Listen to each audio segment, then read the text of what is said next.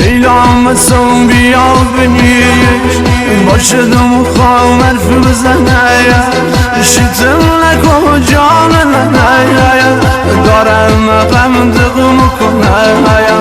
دارم غم دقم کنه و پسر گکی ده چند وقت دیگه دنبال ده برای مفیل رازی نکن همه میگن رفیق ده همه میگن رفیق ده میگن خیلی دوستش داری شبا براش خانه داری